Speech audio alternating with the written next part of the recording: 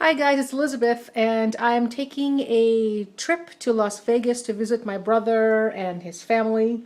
And of course, that means it's time to make a new travel journal. I'm using the same format that I'm using for my art journaling this year, which is this Canson size. It's the Canson watercolor paper that's 11 inches by 15 inches folded in half.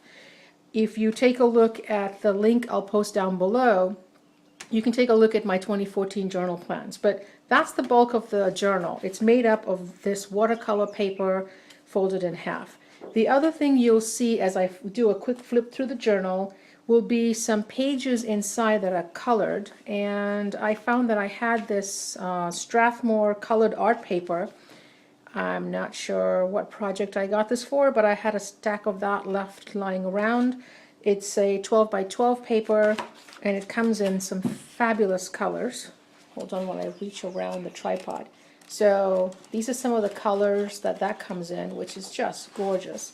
So what I did is I just took one of those papers, folded it in half, and then cut it in half so that I've got kind of pages that look this size. And you'll see that in the journal when I do the flip through next.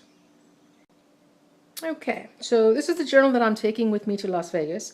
And as with most of my journals, the covers tend to be some recyclable material. In this case, it's the wallpaper samples.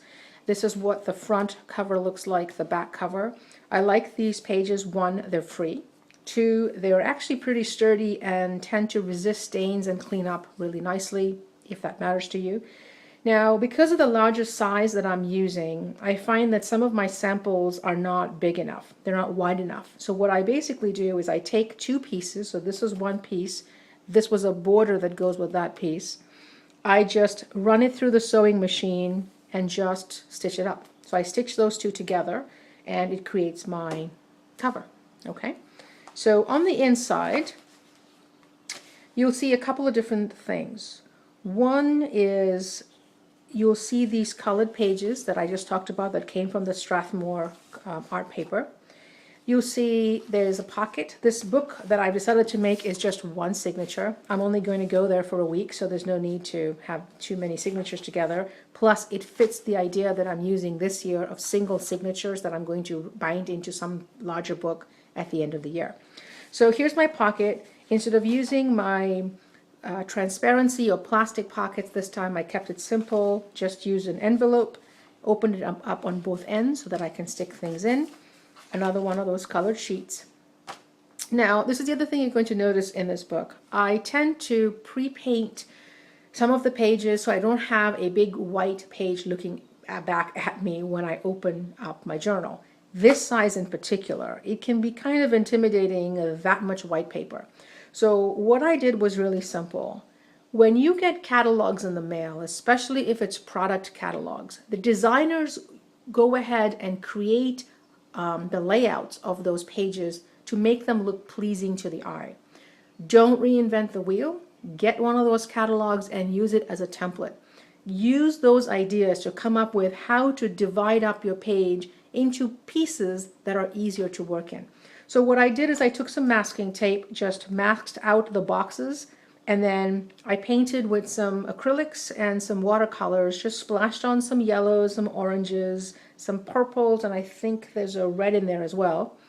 Well, if you can see, there is some texture that comes from the paper towel that I just happened to, mop up the excess paint. Let it dry, or dry it with a heat gun or a hair dryer, and then pull up the masking tape. And what I'm left with is this page that now gives me smaller boxes to work inside of. Okay. When I come to this page, I might ignore the boxes and just use the whole page. But if it seems like I don't have enough time or I'm not inspired enough to use an entire page, I can work in smaller chunks and boxes, and I've got a grid already pre-laid out for me. Good idea, and a tip I recommend you try. Take a look at those catalogs that come in the mail, or actually any magazines that you might have in your house, and take a look at the layouts. Look at ad magazines or ad papers that come in the Sunday papers as well. They give you really great ideas for how to take a larger page and just break it out into smaller grids. Now, this is a one signature book, as I said, so you'll kind of see this half and the other half mirror each other. Here's another example of the pre-colored or pre-painted page. Another one of those colors, another pre-painted page. Again, I just love the idea of not having a big a big white page looking at me. Another one of those. And here's the center of my spine, okay, and the center of my signature. Again, I use my regular running single pamphlet stitch and just stitch it up, the knots on the inside this time. And then the other half looks very similar. Again, the watercolor paper is interspersed with this art paper. Another way, you know, instead of doing it into smaller blocks, I'm trying a little bit bigger blocks this time to see what ends up happening with those. Here's an example. I love this page. I'm almost inclined to not do anything with it because I just love how this looks all by itself, okay? Again, taking a look at a magazine article, or I think it was a Title IX catalog, I just looked at that and I said, they broke it up into one big thing and then a whole bunch of smaller boxes to showcase specific items that were really tiny. And I thought that would be a great idea to play with. So we'll see what ends up on this page when I get to it. And here's the last one of the pre-painted pages. Again, a lot of white. Here's the back end of that envelope, which opens up. And here's the end of that cover. Okay, so that's the back. Now again, one of the things, if you know me and read my blog or look at my YouTube videos, you know that my travel journals have a lot of writing. I have really no writing paper in this journal. So that's one of the things that I'm going to be thinking about this week. I mean, there's going to be writing on these pages, but I haven't yet decided where my writing, you know, I tend to do a whole morning pages kind of thing, just get things out of my brain and onto paper, kind of clearing up that clutter. That's going to go somewhere with me on this trip. So it might just be that it's a pad or a small booklet of writing paper that I use that I will just then, you know, attach to the back of this journal or something like that. So stay tuned for that. So this is as much as I do in terms of preparation for the travel journal typically. Sometimes there's more prep work involved. If you take a look at my YouTube video and take a look at the Turkey journal, for example, you know, there's more prep work involved in that journal. I'll put a link down below so you can look at that as well.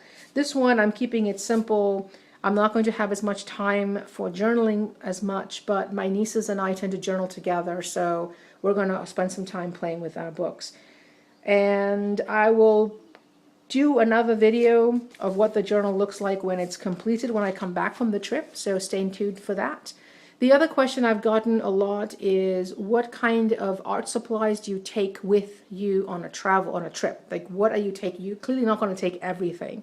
So before I go, I hope, if I remember, I'll make a quick video on just exactly what I'm taking, because I always add and subtract until the very last minute. So I'll try and make one right before I go so you'll kind of get an idea of what the final list looks like. And that's the Vegas Travel Journal pre-trip. If you have any questions, please let me know. I look forward to hearing from you. Thanks for watching.